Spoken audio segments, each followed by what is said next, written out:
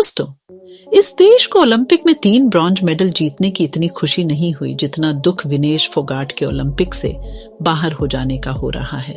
पूरा देश जब विनेश के गोल्ड मेडल मैच का इंतजार कर रहा था, तभी एक खबर आती है कि 100 ग्राम ओवरवेट होने की वजह से उन्हें ओलंपिक से डिस्क्वालीफाई कर दिया गया। इससे बड़ा सदमा किसी स्पोर्ट्स लवर के लिए हो ही नहीं सकता।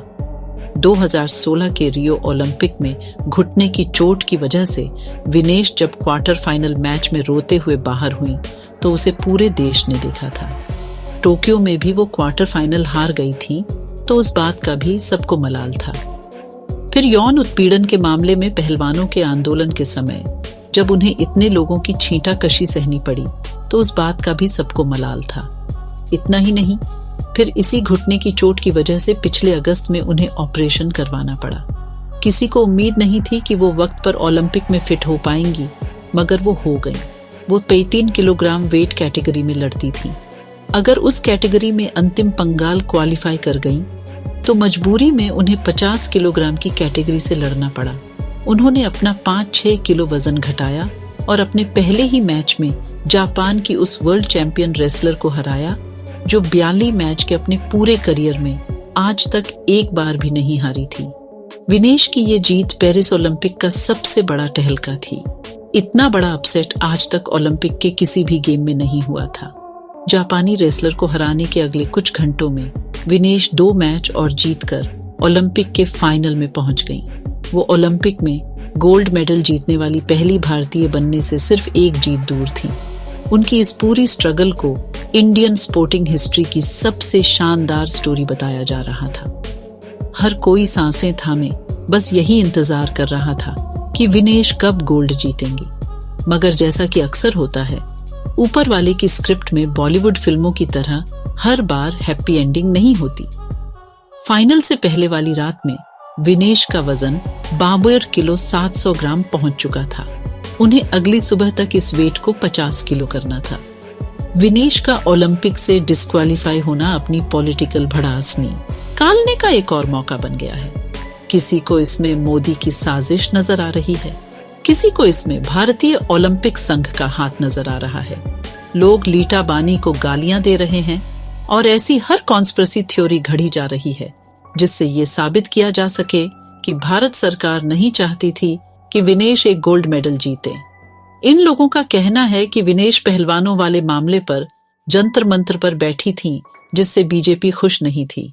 विनेश अगर गोल्ड जीत जाती तो बीजेपी को बहुत गालियां पड़ती, इसलिए बीजेपी ने ही साजिश करके विनेश को हरवा दिया। दोस्तों, मैं यह समझता हूं कि आज हर आदमी के लिए उसकी पॉलिटिक्स बहुत मैटर करती है, मगर अपनी राजनीतिक पसंद और नापसंद में हमें इतना अंधा भी नहीं हो जाना चाहिए कि हमें पता ही न चले कि हम बोल क्या रहे हैं।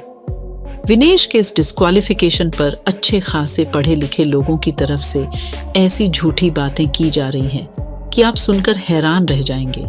लोग ऐसी ऐसी कॉन्स्पिरेसी क्रिएट कर रहे हैं। विनेश का पहली बार वजन तब हुआ जब पहले दिन उनके 3 मैच थे। उस वक्त उनका वजन 39 किलो था, मगर उसी शाम तक यह वजन 52 किलो से ऊपर चला गया और अगले दिन मैच से पहले जब सुबह 7:30 बजे उनका वजन किया गया तो वो वजन 100 ग्राम ज्यादा निकला और इसी आधार पर वो डिस्क्वालीफाई हो गई। जो लोग कह रहे हैं कि विनेश खुद को इंजर्ड डिक्लेयर कर देती, इन लोगों से पूछो कि क्या यह बात विनेश के स्टाफ में किसी को नहीं पता थी। सारी जानकारी यही लोग जुटा कर लाए। विनेश खुद पहलवानों के परिवार से आती है, क्या ये बात उन्हें कोई बता नहीं सकता था? उनके सर्कल में सारे चैंपियन पहलवान हैं। अगर ऐसा हो सकता तो वो लोग ही उसे बता देते, क्योंकि ऐसा हो ही नहीं सकता। आपको मैच से पहले दोबारा वजन करना ही होता है। इनफैक्ट मैच से एक रात पहले बजरंग पुनिया ने ये बात खुद टीवी वालों को बताई थी कि अभी विनेश का वजन बढ़ा हुआ है और वो उसे कम करने की कोशिश कर रही है। लेकिन इतना आसान काम नहीं है। मतलब उन्हें तो पहले से ही ये पता चल गया था कि विनेश के सामने क्या चैलेंज है। अब कुछ लोग ये भी कह रहे हैं कि भारतीय ओलंपिक संघ ने विनेश की कोई मदद नहीं की। यार, ये तो हद हो गई। सबसे पहले आप विनेश फोगाट का ये ट्वीट देखें। जिसमें वो ओलंपिक से पहले इतनी जल्दी उनका शेंगेन वीजा लगने के लिए भारत की खेल मंत्री, विदेश विभाग और जितनी स्पोर्ट्स अथॉरिटीज हैं उनको थैंक यू बोल रही हैं। विनेश की खबर आने के बाद भारत के प्रधानमंत्री नरेंद्र मोदी ने खुद इंडियन ओलंपिक एसोसिएशन की प्रेसिडेंट को कॉल किया।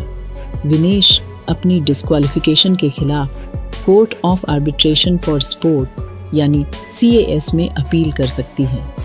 हो सकता है जब आप ये वीडियो देख रहे हो तब तक कोई फैसला भी आ गया हो। मगर जब ये मामला संसद में उठा था, संसद में सरकार को जब घेरा गया तो खेल मंत्री मनसुख मांडविया को ये बताना पड़ा कि खेल मंत्रालय ने सिर्फ पेरिस ओलंपिक की तैयारी के लिए विनेश फोगाट पर कितने पैसे खर्च किए। ओलंपिक से पहले उन्हें जुलाई महीने में ग्रां प्री के लिए स्पेन भेजा गया। उससे पहले जून में बुडापेस्ट में एक टूर्नामेंट खेलने वो गईं।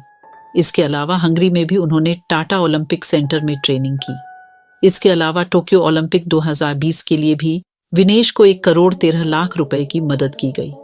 अब आप ही बताइए, एक सरकार एक एथलीट पर 5 साल में 2 करोड़ रुपए के करीब लगाती है, उसकी हर बात मानती है। अगर सरकार ने विनेश पर करोड़ रुपए लगाए तो ऐसा करके सरकार ने भी कोई एहसान नहीं किया। पूरी दुनिया में सरकारें ऐसा करती हैं, मगर कम से कम ये बात भी तो मत बोलो कि सरकार साजिश करके अपनी ही खिलाड़ी को हरवा रही है। शक्ल आप लोगों की चाहे जैसी भी हो, दिखाना तो एंड में ऊपर वाले को ही है।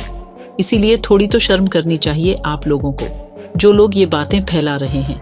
बताइए, इतना ही नहीं, ये लोग अपनी बात को साबित करने के लिए खेल की बातें समझ नहीं सकते, इसलिए थोड़ी तो शर्म करनी चाहिए। ऐसे लोगों का नाम भी अगर आप कमेंट सेक्शन में लिखना चाहें तो जरूर लिखें, लेकिन ये सच सब तक पहुंचना चाहिए